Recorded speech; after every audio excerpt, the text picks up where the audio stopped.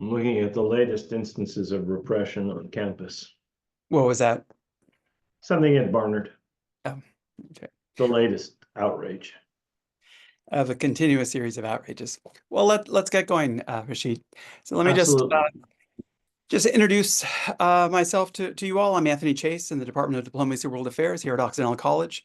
And DWA has partnered with departments of history and sociology in terms of co-hosting a contextualizing Israel-Palestine series.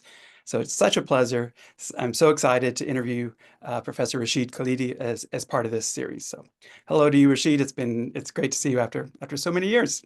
After all these years, yeah, it's good to see you too. Indeed. For those of you who may not know who Rashid Khalidi is, let me just give you a brief introduction and ask him to introduce himself in a bit more depth. But Rashid is the Edward Said Professor Emeritus of Modern Arab Studies at Columbia University. He was editor for much of its existence of the Journal of Palestine Studies, an advisor to the Palestinian delegation to Madrid and Washington Arab-Israeli peace negotiations between 1991 and 1993. And most importantly, among his publications are numerous books that have earned him the reputation as an essential historian of Palestine, of Palestinians, filling gaps regarding the history, identity of a people.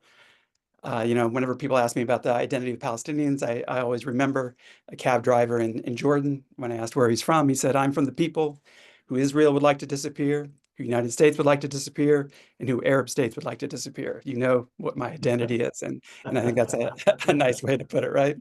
Um, so this is what makes Professor Khalidi's contributions to this history so urgent. I can't mention all of his books, there are too many to mention, but I will note just a few that connect to this conversation. One, Palestinian identity, the construction of modern national consciousness. Two, the Iron Cage, the story of the Palestinian struggle for statehood. And three, the Other Jerusalem, rethinking history of the sacred city, which I have to admit I've not read, but reading through your bio, it occurred to me I'd love to read that. Most recently, Professor Khalidi's book, most recent book is 100-Year War, the 100 Years War on Palestine, A History of Settler Colonialism and Resistance, 1917 to 2017. And Rashid and I agreed that we'd make this book the focal point of today's conversation, from the early days of the war on Palestine to how that obviously is continuing today. So thanks, Rashid, for being here. Really very much appreciate it. Well, thank you for having me. I once, I believe, came out and spoke at Occidental. Oh, Uh, really? yes, a very long time ago. I can't remember exactly when it was. Okay, Uh, well, you're and welcome anytime to make a personal appearance. thank you so much. It's a pleasure to be on with you.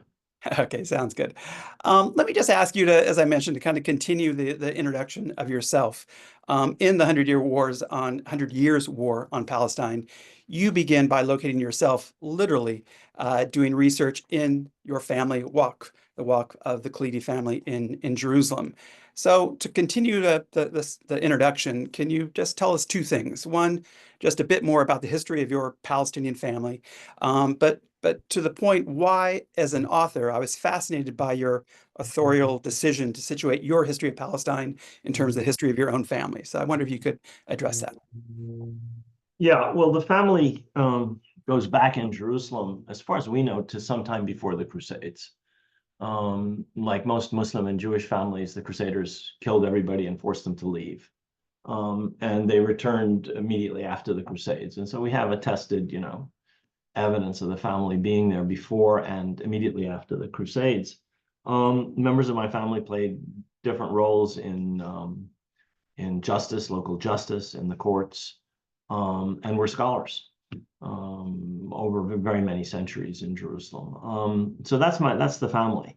I was doing research in the family library, which is in one of our family waqfs, one of the family endowments, established in this case by my grandfather, where the family library came to be located. And I discovered a lot of material, which I used in previous books, but which, it's the book you mentioned earlier, the Palestinian Identity, is one place where I used a great deal of material from the family library, and from other family libraries in Jerusalem, the Budairi family library, some Husseini papers, papers from the library of the Al-Aqsa Mosque. And in this book, I took a completely different tack. I was being harassed is not the word. I was constantly being told by my kids, especially by my son, that it was time to write a more personal book, that it was time to write a book where I describe my own personal experiences, where I talk about individuals in the family and what they did and who they were and what they saw, because there are a few people who played important historical roles. I start with a letter to Theodore Herzl from a great, great, great uncle of mine who happened to have at one time been deputy for Jerusalem in the First Ottoman Parliament and later mayor of Jerusalem. I also extensively use materials from another ancestor of mine who was also deputy for Jerusalem, but from 1908 until his death in 1913. And finally, I use materials from an uncle of mine who was the mayor of Jerusalem, last elected Arab mayor of Jerusalem, removed from his office by the British and sent into exile for the next 6 or 7 years, I believe it was. I mean, these are windows into what I thought were important historical events. I talk about my father, who worked for the UN in the Security Council and dealt with the Middle East for his whole career. And I use things that I saw or he told me about his career. And the kind of things that I might not have put in another book, but I felt that here I was using family history, and not just my family, but mainly my family history, to illustrate what I thought were really important phases of what I call this war on Palestine. I used my wife's grandfather was the editor of a paper. I used his memoirs. I used the memoirs of someone else who was a personal friend, who was a member of the PLO executive committee. I used a lot of similar stuff and things that people told me, aunts, uncles, my grandparents, and so on, my parents, in a way that I never had done before in anything I wrote. Everything I wrote, was pretty much within the rigorous standards of history. You sort of take yourself out of the writing of the history that you're chronicling. And I didn't do it in this case. I inserted myself and personal elements from people I knew or people who I was related to into the narrative throughout. And I hope that made it more approachable, more easily relatable, and showed the depth of some of the things that I was trying to talk about. Yeah, and it just seems to me it also kind of illustrated how you really can't separate, particularly in any history, but particularly in this history, the personal histories, the personal ties to land, to a library from which you worked, from the broader history of a people. And you mentioned your great great great uncle, if I have the number of greats That's correct. right. Thank you. I do have his name written down here, Yusuf Dia al-Din Pasha al-Khalidi. And I thought it was just absolutely fascinating that your great great uncle entered into a correspondence with Theodore Herzl, who of course was the founder of Zionism. So I just wanted to follow up on that element of your personal connection with two interlocking questions. One, generally, in that correspondence between Herzl and Yusuf Dia, what were the sort of recurring attitudes expressed on the part of Right. both parties? And specifically, you cite to Herzl's diary to the effect of a desire to discreetly disappear, to use the phrase, to discreetly disappear Palestinians, and maybe more Discreetly spirit across the frontiers. oh, yeah, even more eloquent, albeit Yeah, well, ugly. Herzl was nothing if not eloquent. Yes, exactly. So aside from the kind of general attitudes expressed in both of those correspondences, I just wonder that discrete spiriting across of borders, how consistent were Zionists during this period that the establishment of a Jewish state required, to maybe use a less elegant phrase, ethnic cleansing, which obviously is really what's implied by more elegant words. Well, I mean, the attitudes are very clear. On the one hand, Yusuf Dia was apparently quite a scholar of, among other things, Judaism. He had taught at the Imperial Royal University in Vienna for a number of years at different periods. He knew German, he knew French, he knew English, he knew Ottoman Turkish, he knew Kurdish. He was very familiar with the earliest phases of modern political Zionism. And he was familiar with Herzl's career. I don't think he knew Herzl. He doesn't mention that he did, so he probably didn't, but he knew about him. And we know from the Austrian papers, some of which still survive in the family library, that he was reading about the first Zionist Congress. He was reading about the development of Zionism. So he writes to Herzl and says, first of all, we're cousins, Jews and Muslims. We see that we have a common grandfather, Abraham. I understand how horribly your people are persecuted. I understand the connection of Jews to the Holy Land. He talks about all of this. He says, I understand Zionism, where it's coming from, because of this persecution. And he says, but there's a problem. There's a people here that won't allow itself to be supplanted. It's going to cause problems as well with Oriental Jewish communities. And so, while I understand the idea of a Jewish state and of a bringing together of the Jewish people, don't do it here. For the sake of God, leave Palestine alone. So he's very clear, both in his sympathy for the plight of persecuted Jews, the connection of Jews to the Holy Land, and why Zionism has emerged. But he is trying to tell Herzl, don't do it here. This will cause endless problems. And I think that is a prophetic letter in every respect. The problems for Oriental Jewish communities, the conflict with the indigenous population, the reason why people are sympathetic to Zionism because of the awful persecution that Jews were undergoing in especially Eastern Europe, but in Europe generally over many centuries. And it sort of sums it up. Herzl's letter, I think, sums up something that's also quite common on the other side, which is pretty much ignoring everything that Yusuf Zia said and coming in with the common tropes that you hear from any colonialist. Oh, this is going to be good for you. Oh, we'll be bringing benefit to you. And he dodges the point that Yusuf Zia makes in his letter, which is there's going to be a clash here, by saying we wouldn't have any idea of removing your people from Palestine. Well, the two things to say are, first of all, Yusuf Zia never mentioned you're going to get rid of us. So he's speaking to an unspoken fear. And secondly, if you put it in connection with what Herzl is writing in his diaries at about the same time, where he's saying we're going to have to get these people out of here. We're going to have to spirit the penniless population across the frontiers, is I think the wording of what he writes in his diary. It's pretty clear that he was being disingenuous, to say the least. And the ignoring of what Palestinians had to say, ignoring Palestinians in effect, is, I think, a constant trope. It's not entirely a dialogue of the deaf. If you read Yusuf Zia's letter to Theodor Herzl, he understands a great deal about Zionism, and he even sympathizes. But I'm not sure that we can say that is the case for Herzl. In fact, I think we can say it's not the case for Herzl. To answer the second part of your question, I think what Herzl says indicates that there was always an understanding among intelligent Zionists in private that they would have to either remove the Palestinian population or just outnumber them. I think there was a belief in the 20s and the 30s that if they just held on long enough, immigration would solve the problem. You would have an overwhelming majority of Jewish immigrants, and you could just say, well, we're going to have democracy now, and we take it over. When that didn't happen, in large part because of the Holocaust, but also for other reasons, there was a resort to force to achieve the same result. And I think that those have been consistent in the history of Zionism and later of the State of Israel. The desire always was to have an overwhelming Jewish majority, which today in historic Palestine isn't the case. The populations are about equal, if you count the entire territory controlled by Israel. Right, totally fair.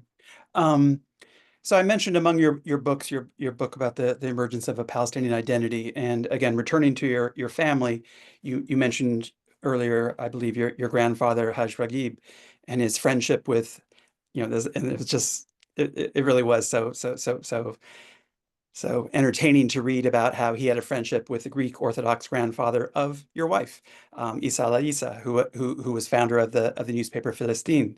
And you do so, it seems as a way to illustrate the emergence of a Palestinian identity, which you say, and I thought this was really interesting, you say is about much more than a response to Zionism. So I just Right, wonder if you could go into both Zionism as source of the emergence of Palestinian identity, but also the multiple sources that you right, identify behind the emergence of a Palestinian identity. right, right. I mean, Palestinian identity emerges, as you said, in response to multiple stimuli. Um, One of them is the partition that the British and the French undertake in Greater Syria, separating it into Lebanon, Syria, Palestine, Jordan. Sooner or later, those frontiers come to have importance. Another source of identity is the Muslim and Christian, similar to the Jewish, connection to a holy land. In the Bible, it's Dan Beersheba. In the Quran, it's Jerusalem and the area around which God has blessed. Subhanallah, there's a surah of the Quran which starts with the Prophet's night journey and talks about Jerusalem and the area around it, which is blessed. So the idea of a holy land is one of the cores of Palestinian identity, the way it's one of the cores of Christianity and Judaism. And then you have a variety of other factors that have to do with resistance to foreign control by the British. And you have, importantly, obviously, Zionism. So you have newspapers like Palestine or like El-Kadmin that are published before World War I and which largely define themselves in terms of opposition to Zionism and understanding that Zionism means the replacement of the Palestinians by a new Jewish immigrant population, and understanding that this posed a threat. I quote from Palestine repeatedly, and from El-Kadmin, and from other Palestinian newspapers in both the 100 Years' War and in Palestinian identity to show how that identity emerged. Especially as time goes on, the threat that Zionism is seen to pose to the Palestinians having an independent state like the Lebanese, like the Syrians, like the Iraqis, like the Jordanians, like every other people that was under League of Nations mandate, grows and grows and grows, because that's denied to the Palestinians by the British at the same time that they're coddling the growing Zionist, what is in effect the embryo of a Jewish state under the mandate. Excuse me while I unmute myself. Just to continue a little bit with these colonial through lines, if I can put it that way. The subtitle of your book is A History of Settler Colonialism and Resistance. And so settler colonialism has very much entered, at least in the academic world, into relatively common discourse. So why, to you, is that such a key encompassing concept? And yeah, why don't I just leave it at that and maybe have a follow-up after that? Well, it's an all-encompassing concept because that's how early Zionist settlers saw themselves. I mean, I'm just describing a historical fact. A lot of the land purchase is done by something called the Jewish Colonization Agency. That's not some nasty anti-Semitic slur by some Arab bigot against a bunch of people who didn't see themselves as settlers or colonialists. It is how settlers and colonialists described the institution, which, by the way, lasted until 1958. That was involved in much of the land purchase for the Zionist project. And in the book, I quote various Zionist leaders from the early period right up to World War II, who, in particular, Zev Jabotinsky, who's like the spiritual father of the trend that's dominated Israeli politics since the 1970s. He's the founder and leader of the revisionist trend in Zionism, which was a minority trend until the 70s. But Netanyahu, Begin, Shamir, Sharon, were all members of the Likud party, which grew out of the Herut, which is a revisionist strand of Zionism. I quote Jabotinsky again and again and again, talking about this is a colonial project.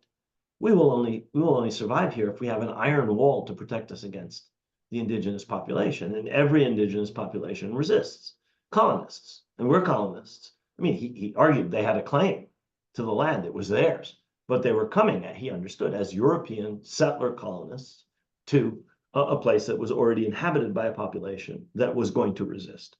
And I think anybody who denies this is just not looking at the facts, is not looking at how these people saw themselves, certainly until World War II. In World War II, there was a split between the Zionist movement and the British, and they ended up fighting the British for a few years. And they repainted themselves in the era of decolonization or re-baptized themselves as anti-colonial. But in fact, they were the spoiled stepchild of British imperialism, the Zionist project from 1917, certainly until World War II.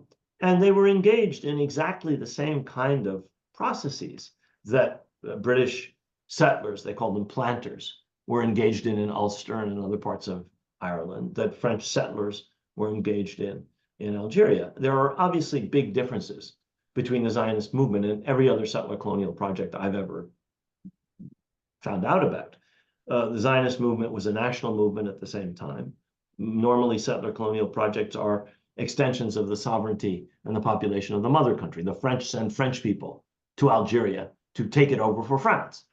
Queen Elizabeth sends people to, or King James, to Jamestown to take it over. And they're his people, they're his subjects. That's the normal pattern with settler colonialism. Zionism doesn't fit that part of the pattern. It's a separate, independent national movement.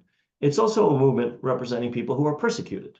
And it's also a movement representing people who feel they have a claim to the land. So Zionism is obviously very different from other settler colonial movements, but it is a European project, European settlers. The leadership is entirely European. The ideas are Eastern European nationalist, designed to take over a country from its indigenous population with the support of a great power. The relationship is a transactional one. It's not an extension of the sovereignty of England. Britain wasn't sovereign in Palestine. It had a League of Nations mandate. But the pattern is identical in that respect to other settler colonial projects. And then you just watch what's happening today in Gaza, or you watch what's been happening in the West Bank since 1967. If that's not settler colonialism, I don't know what it is. Biblical claim or no biblical claim, persecution or no persecution, national project or no national project. You know, if it looks like a duck and quacks like a duck, it's a duck. And certainly that's what that project is engaged in doing and has always been engaged in doing, usurping the country and transforming it from an Arab country of Palestine to a Jewish country of Israel. And that's, I think it's very hard to argue against that. You can quibble and say, well, it's also a national movement. True. You say, but these poor people are escaping persecution. True. There's a historic Jewish connection to the Holy Land. True. But it's still a settler colonial project. You can walk and chew gum at the same time. Fair. And that's essentially, you already answered my follow-up question, which is, how do you make sense of the distinctions between Jews fleeing persecution, but ironically being sponsored by colonial power, and other forms of settler colonialism? So, I mean, we have an example of that in our history in the United States. The Pilgrims were Puritans fleeing persecution after the failure of the English Revolution. The Huguenots escape France and come to the United States. The Quakers, I mean, you have a lot of dissidents from the Church of England who are persecuted, bitterly persecuted, who are settlers here in North America, and who proceed to persecute and eventually eliminate the indigenous population. Having been persecuted somewhere else doesn't mean that you have some kind of a vaccination against ever persecuting anybody ever again. We have that in our own history. Yeah, absolutely well put. So let's get a little bit closer. And you just mentioned Gaza, the West Bank. So let's move a little bit into the 21st century. Specifically, in 2002, there was an Arab Peace Initiative adopted by the Arab League at one of their summits. It offered, of course, you've been part of these negotiations, so this is one of many offers that have been on the table. But this specific offer offered Israel peace and normalization with the 22 members of the Arab League in exchange for an independent Palestinian state in the West Bank and Gaza, with a capital not in Jerusalem, but in East Jerusalem. Obviously, that never came to fruition. We all know that. And in fact, Netanyahu has often boasted that Israel can make peace with the Arab states without making any concessions to the Palestinians. The recent Arab Accords, or I should say a proposal for the Arab Accords, started during the Trump administration, but continued during the Biden administration, were an attempt to essentially validate that, an attempt to write the Palestinians out of any peace deal between the Abraham Accords you're talking about. Yeah, the Abraham Accords. What did I say? Something else? Yeah. Okay, no, yes, the Abraham Accords. Excuse me. But that attempt and the an attempt that nearly came to fruition, and I believe is still on the table, seems to have very much validated Netanyahu's point of view that he could make peace with the rest of the Arab world without making concessions to Palestinians. So the question is really, twofold. One, maybe starting with the Arab states and then going to the United States. But essentially it comes down to, what are the strategic calculations here? What are the strategic calculations of the Arab states in terms of engaging with these accords, with this attempt to write the Palestinians out of, to disappear them, to use a word we've used a few times, out of so-called peace in the Middle East? Well, I think the thing that you mentioned at the very beginning about your cab driver and Amman saying, the Israelis want us to disappear, the Americans want us to disappear, and the Arab governments want us to disappear, points to a serious issue, which is that you do have governments in the Arab world, a very large number of them, maybe most of them, certainly many of them, who have never had any particular commitment to the issue of Palestine.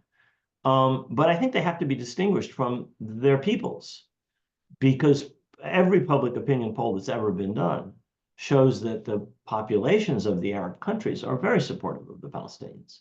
But if you look very carefully, you'll notice that most of these states are not democratic. They don't have representative governments.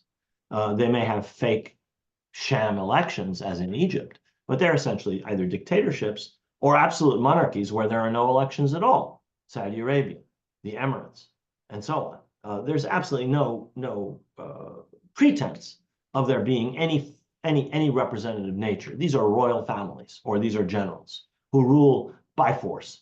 And their legitimacy is either because they bribe their people or because they have a bigger bayonet. And they don't represent the wishes of their people.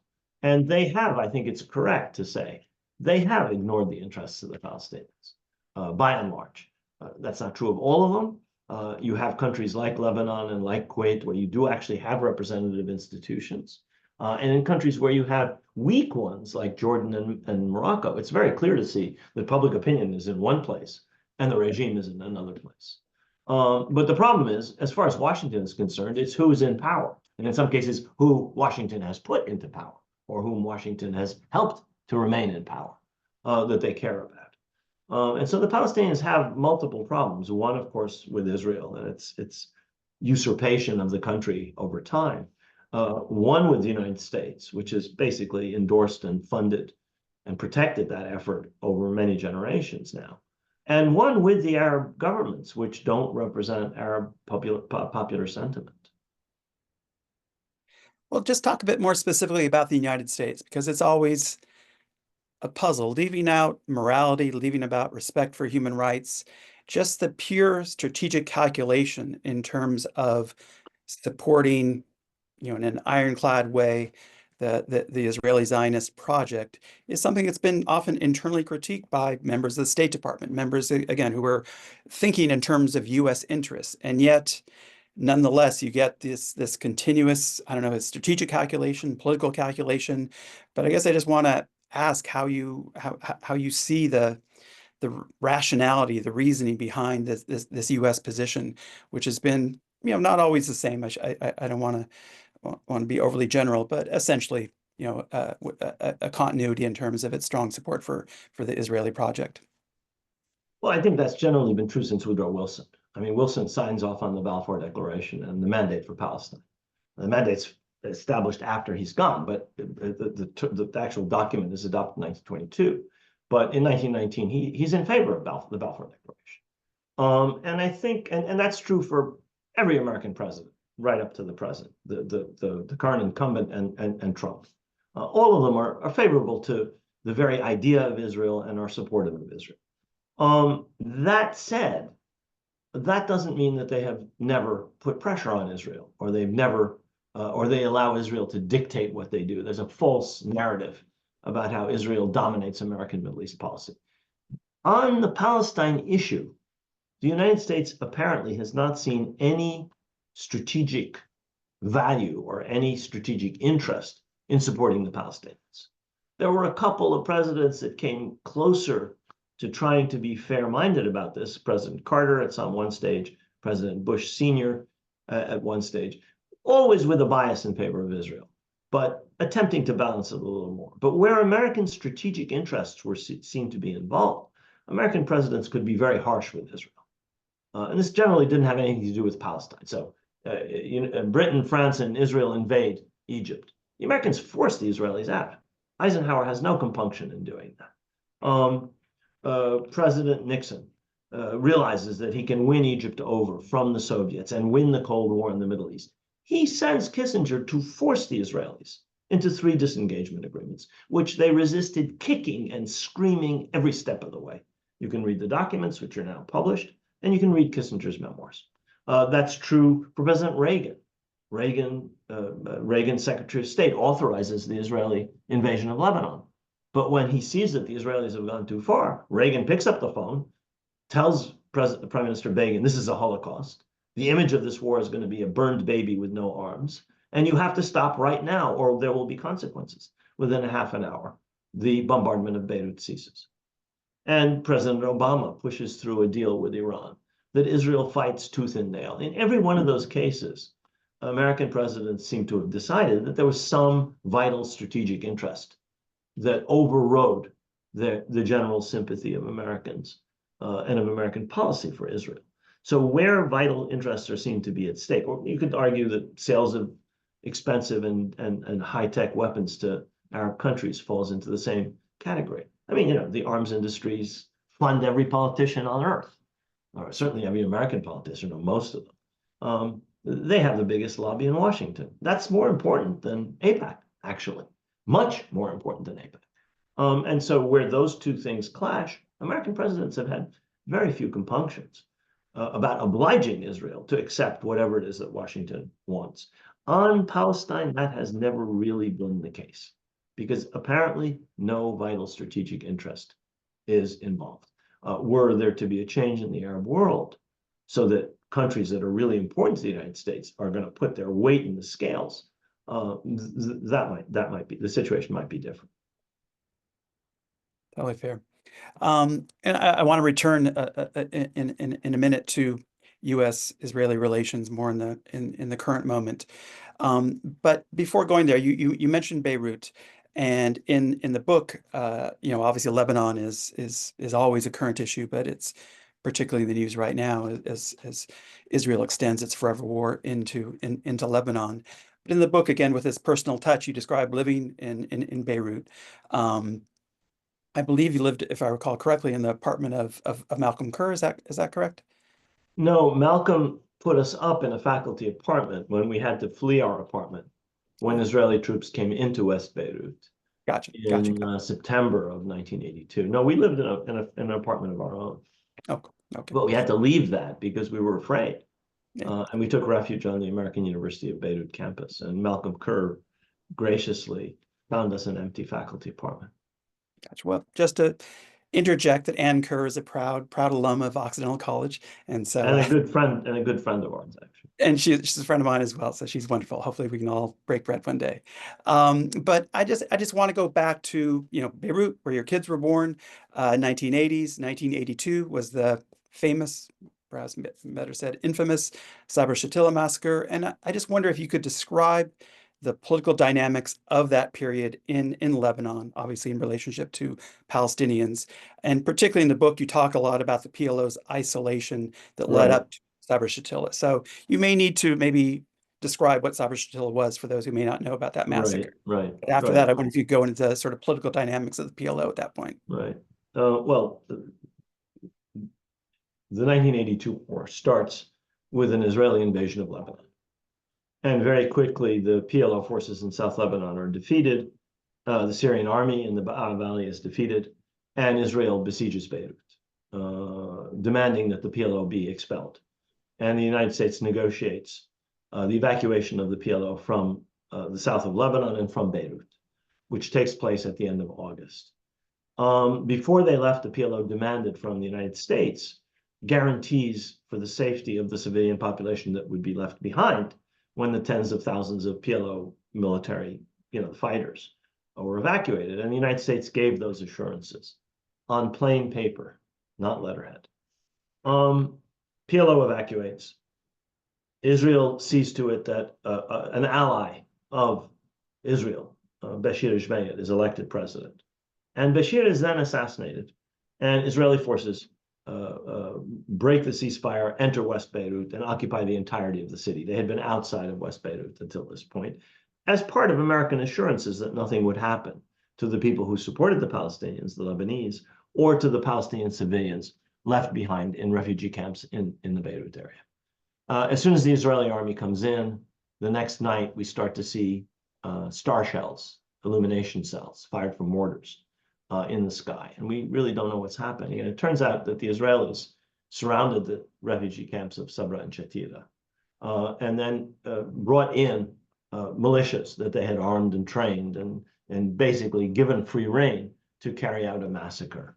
We don't know to this day the exact number of victims, well over 1,000, most of whom were Palestinian, but hundreds of whom were Lebanese, who were slaughtered by these right-wing Lebanese militias acting at the behest of and under the control of the Israeli army. And later on, a number of Israeli officials, including Sharon, are forced to resign because of an investigative report by an Israeli commission of inquiry.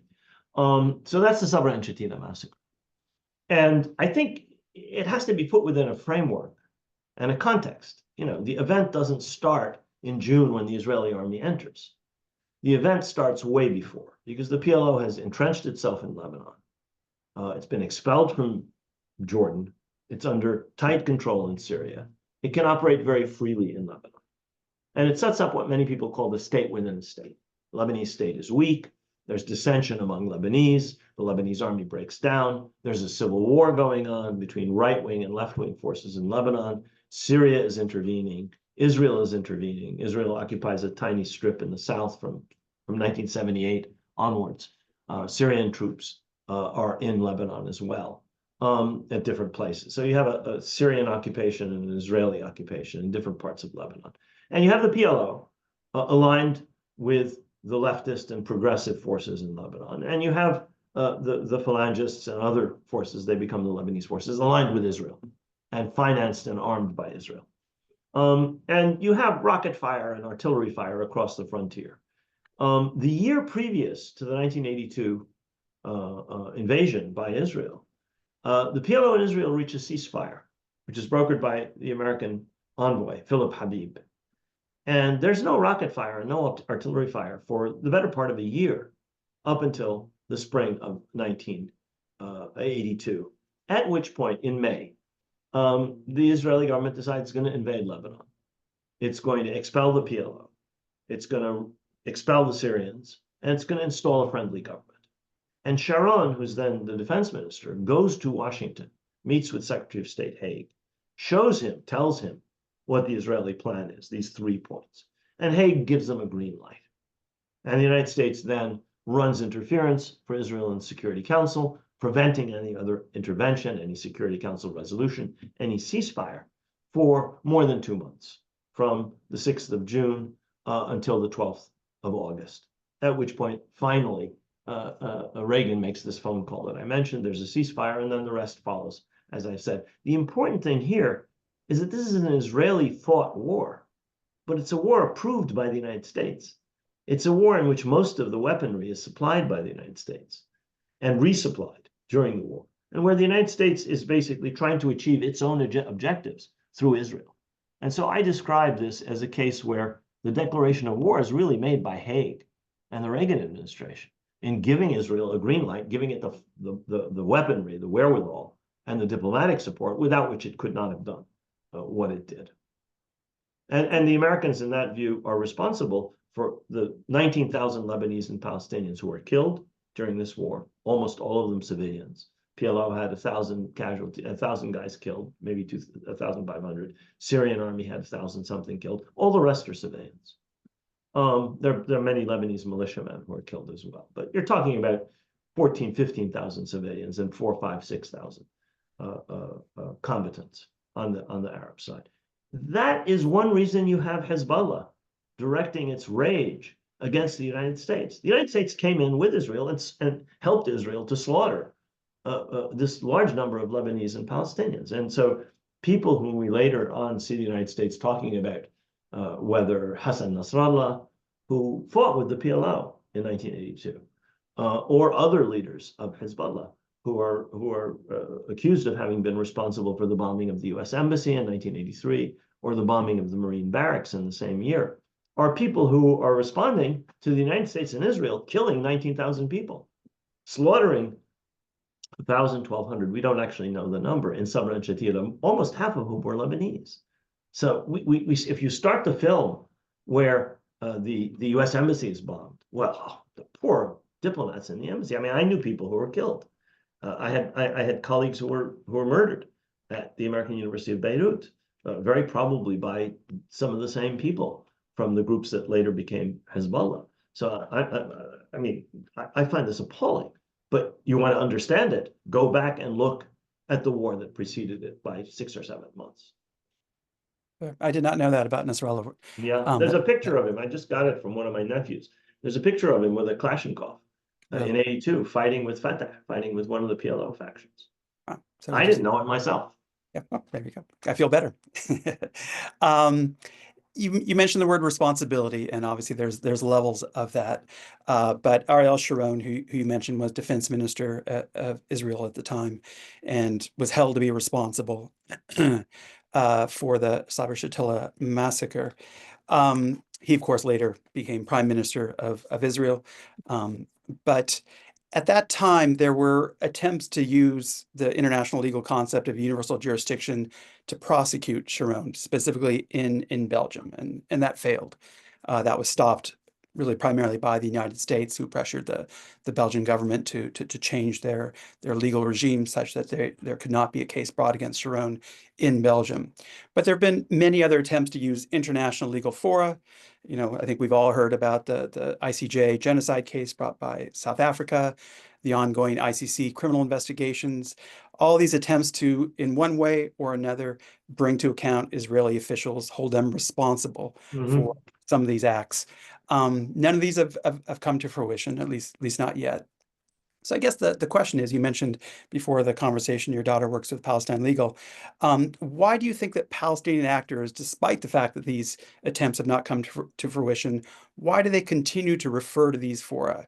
You know, I think there's a knowledge that no Israeli official is really going to be turned over to the ICC, despite the continuing ICC investigation. Yet it seems to be a calculation that this is worth the effort. So I wonder what your commentary on that is. Right. I mean, there are some people who have no patience for international humanitarian law. They argue that international humanitarian law is the creation of Western powers, of the victors of World War I and World War II, that it favors Western countries. There's a joke that the International Court of Justice should be called the African Court of Justice because only African leaders have ever been brought before it. This case brought by South Africa is one of the first cases where a non-African, non-third world party has been charged before the ICJ. And they argue that, you know, given that neither Israel nor the United States, in their view, respect international humanitarian law, why should we be paying any attention to it? I think other Palestinians feel differently. They feel that this is an international legal standard that supports the Palestinians, or should support the Palestinians, that it involves universal precepts that should be obeyed, and that it sooner or later the arc of justice is going to bend towards the implementation of these standards that are inherent in international humanitarian law. I tend to sympathize to some extent with the first view, because it really is true that the United States basically ignores international humanitarian law when it chooses to do so, and that Israel certainly has done so in the past and is doing so currently. On the other hand, I think that the standard is really important.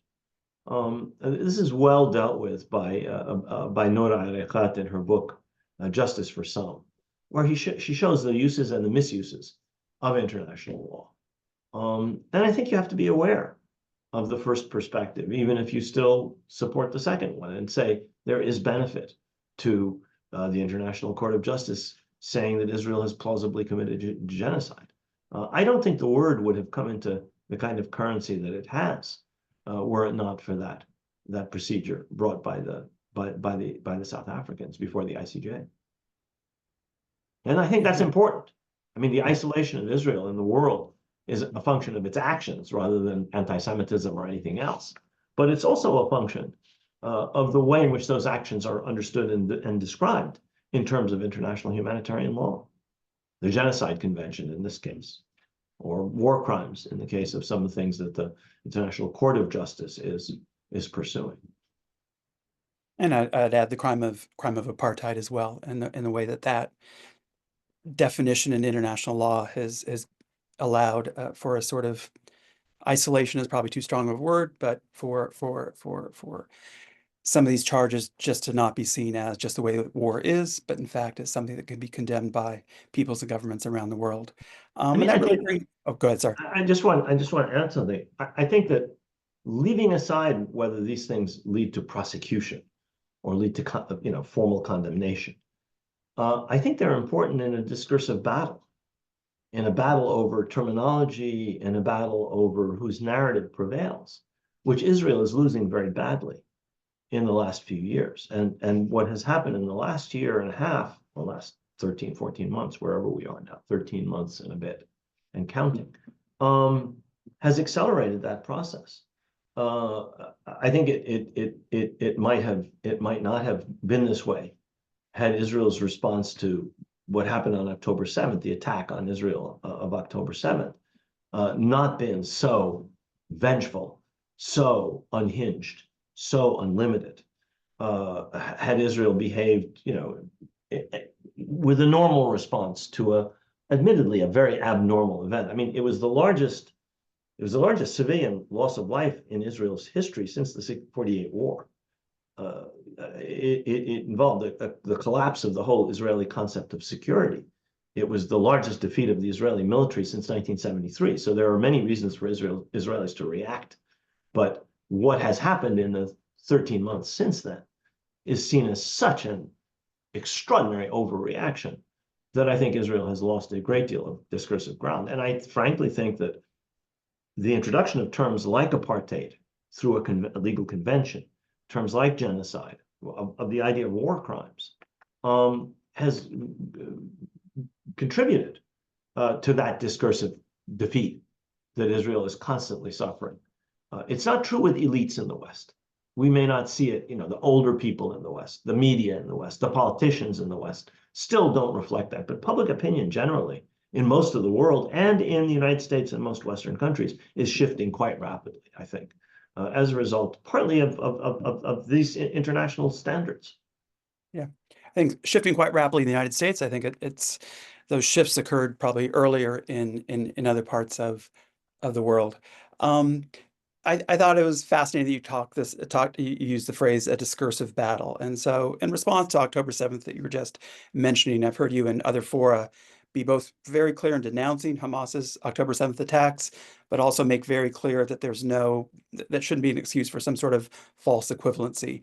What I've denounced, and I think should be denounced, is attacks on civilians. Yeah. I mean, in international law, if you want to stick with international law, a people under occupation has the absolute legal right to resist. But that doesn't, if you want to follow international law, you follow it all the way. That does not include disproportionate and indiscriminate attacks on civilians, such as happened on October 7th and immediately afterwards, and such as have been happening at much greater scale in Gaza and now in Lebanon ever since. That's what I denounced. I mean, the attacks on civilians are, in my view, condemnable, should be condemned. Sorry, I interrupted you, Anthony. No, I think that's essentially what I was getting at. How do you kind of frame a denunciation of attacks on civilians while keeping the focus on this discursive battle to continue to note the vastly disproportionate war crimes that are being committed by Israel. And let me just follow up on that. One of your fellow historians, Avi Shlom, let me just read this here. a quote from him: "Israel is headed by Benjamin Netanyahu, the most right-wing, xenophobic, expansionist, Islamophobic, and racist prime minister in Israel's history. They're extremists like," and he mentions, I won't go through all the names, but extremist members of the current government in Israel who hold key positions in the government. They are messianic Jewish supremacists. And I guess, it's just a question that fascinates me because Netanyahu just seems like the ultimate cynical opportunist. And yet he's allied to an ideology which is Jewish supremacist, is messianic. So I guess I just wanted to see how you take Schleim's quote, and whether how you understand Netanyahu and his motivations as being ideological, purely opportunistic, or some combination thereof. I think a combination thereof. I mean, I think he has an ideology, which is a only unrelenting war unto eternity will suffice to establish Israel's hegemony in the region. And he has a belief that is drawn from his own father, who is a mediocre historian of Jewish Spain, that the world is always against us and that you have to fight. And so he doesn't really believe in peace treaties or agreements or compromise. So there is that ideological core to him. At the same time, he is an extraordinarily adept politician and an opportunist of the first order. And he will ally himself with the devil, if need be, to stay in power, and more recently, to avoid prosecution, because there are various criminal cases against him. And I think that there's a combination of both. He's been in coalitions with almost every different brand of Zionist in the Israeli political spectrum. He was in a government with Ehud Barak, was a Labor Party prime minister. Now, the entire spectrum in Israel is right, center right. There's no such thing as a real left, and there's not much of a center. But he's currently wedded to the folks that Avi Shleim is talking about in the quote that you just read. Out of convenience, he shares some of their beliefs. I mean, his ideology overlaps with them in some respects, but I don't think he's particularly messianic. I don't think he harnesses himself to those things because they achieve his aims, which are ultimately similar to some of these folks, which is the expansion of the greater Israel into, if possible, the entirety of Mandate Palestine. Yeah, sounds like a current president of the United States as well, I might say. So let's finish up with two questions. One, I did want to ask you about your thoughts on the Trump administration, or the incoming Trump administration, I should say. But secondly, I have a question from a colleague of mine, Professor Shabana Ijaz, who says, "Salam, Dr. Khalidi. Thank you for such an enriching talk. I've learned a lot. The question I have is coming from an educator and a parent. In this past year, it has been incredibly hard for my 11-year-old daughter to overcome her double consciousness as someone who supports Palestine, yet has to shelf this identity when she goes to public school in the United States. While her friends with families in Israel can mourn the loss of life, as they should, she feels compelled to hide that she cares about or is affected by the genocide in Palestine. I guess my question is this: how can an issue that has led to so many protests across the country, possibly affected the US elections, and is the defining moment of our history, be brought to mainstream education? Do you have hope that it ever will be? And finally, thank you for writing The 100 Years War in Palestine, as that is the book that is on my 11-year-old's bedside right now." Lovely question. Thank you, Shabana. Yeah, that's a very hard question to answer. Mainstream education, meaning education in most public and private schools, is still dominated by a paradigm which basically says, Israel right or wrong, Israel can do no wrong, Israel had a virgin birth, Israel is not responsible for anything that's happening, it's human shields, it's terrorism, whatever. And that's the point of view that still dominates, I'm afraid, education. And I know many people who have written to me about their children being in schools where these kinds of ideas are current and where there's enormous repression of any dissident view. That's actually the case on many college campuses as well. It's not just K through 12 education. We have an extraordinarily repressive situation here at Columbia, and my colleagues in other universities in New York, City University, NYU, the New School, various SUNY campuses tell me the same thing. And I'm sure that's true across the country. It's not just New York State. It's not just the East Coast. It's the entire American educational system is under enormous pressure from those elites who believe Israel can do no wrong. Their most extreme expression is in the Republican Party, but the leadership of the Democratic Party shares those views. I mean, we have a Democratic governor and a Democratic mayor, and they've been horrific in New York. The Democratic mayor has, a former policeman, has encouraged the New York Police Department in its repression here on the Columbia and the CUNY campuses. The governor has encouraged that. So it's not just Republicans; it's Republicans and Democrats. On this, the leaderships are one. There's a difference at the base, and I think that's the only source of solace and of hope, that the base of the Democratic Party and a large number of ordinary Americans, independents and Republicans included, have come to see that they've basically been hoodwinked. That the kind of things that Israel has spouted for so many decades and that American politicians repeat by rote are not in fact true. And that much of what Israel says is just blatant lies. You don't kill 45,000 people because there are human shields. You kill 45,000 people because you're not using proportionality and discrimination or in your targeting. In other words, you don't care if you kill hundreds of civilians to get one alleged target, or because you're trying to kill them. You don't shut off water and medicine and food and supplies because of terrorism or any of these ridiculous pretexts. You do it because you're trying to make the population suffer and because you're trying to move them, to ethnically cleanse them. Those are the only possible reasons for these things. Now, you can believe what the Israeli government says if you're completely deluded, that there is no starvation and that Israel has facilitated. Or you can believe what the US government and every aid agency involved has said, which is Israel has prevented these things, the food and other necessary items from entering the Gaza Strip. And the problem is that public opinion is increasingly shifted to a position of, at the very least, skepticism of the blatant lies that Israel puts out. But our government has basically repeated those lies, and the Republicans are going to double down on those lies. And so you have an elite that's in one place, and you have public opinion that is increasingly in another place. So I can't really answer this question. I mean, it's really a struggle on the local level. I mean, my grandson is in high school in the Chicago suburbs, and they've had to put up with all kinds of issues. It's a very large high school. There's a large enough number of Arab and Middle Eastern students that they've sort of formed a group. But every step they take is contested.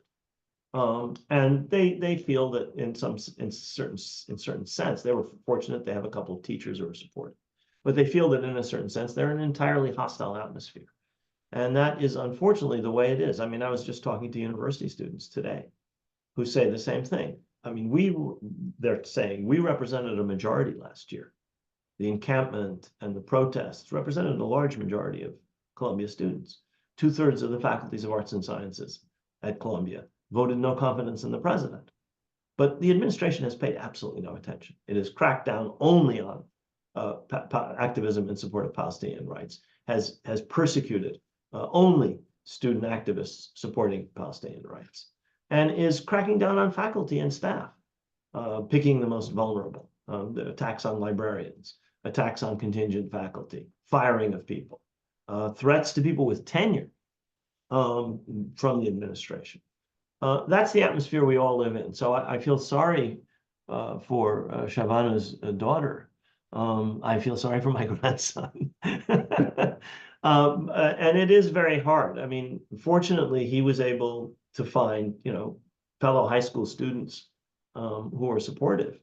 And you really need that in a hostile atmosphere. And you have to fight in school boards, and you have to fight, on a local level, such that there's a balance in the way these things are taught, rather than bias in favor of Israel.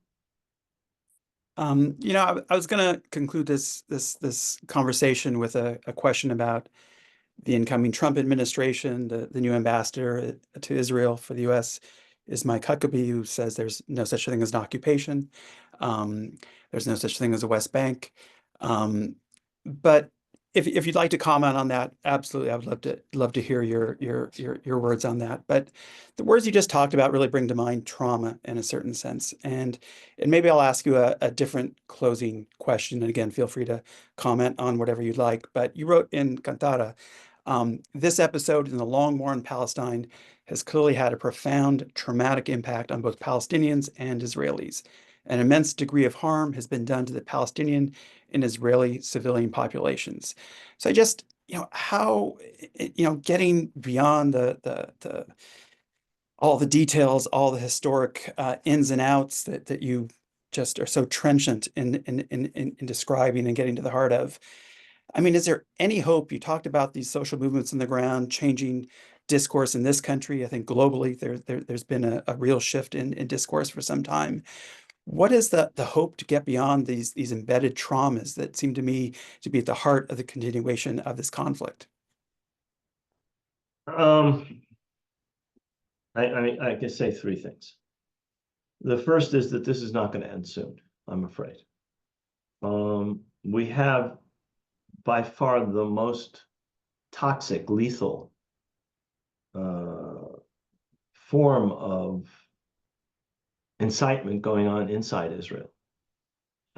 As a result, partly of this trauma, but also as a result of cynical politicians taking advantage of the situation to achieve their longstanding aims of annexation of the West Bank, of resettlement of Gaza, of smashing the Palestinians, of crushing Hezbollah in Lebanon.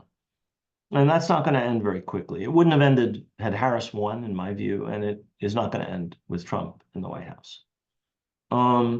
The second thing to say is that it takes a really long time to stop American wars, wars where American soldiers are actually directly engaged. This is an American war, but American soldiers are not directly engaged. There are soldiers manning anti-aircraft batteries. There are intelligence people helping to assassinate Palestinian and Lebanese leaders, but there are not combat troops engaged, except in Syria, where there have been actually casualties in the past year or so. And when you look at cases where American troops were actually involved, it took years before the revulsion by a large majority of public opinion at these idiotic wars finally translated into sufficient pressure on our loathsome politicians that they ended these wars. The Iraq War, the Vietnam War, in particular, come to mind. It took years. I mean, I was involved in the student movement against the Vietnam War. And for the years that I was an undergraduate back in the 60s, we and many other students and many others across the land, churches, unions, and so on, came to oppose the war. And the war didn't end until 1975. Public opinion in the United States turned against the Iraq War within a year and a half of Bush launching that war in the spring of 1983. By the fall of 2004, what did I say? 2003, he launched it. By late 2004, public opinion had already shifted. He had won a second term, but public opinion had shifted against the war. It took years after that for public opinion to force the politicians to stop the war. This will be at least as hard. You have deeply entrenched sentiment in favor of Israel in American elites.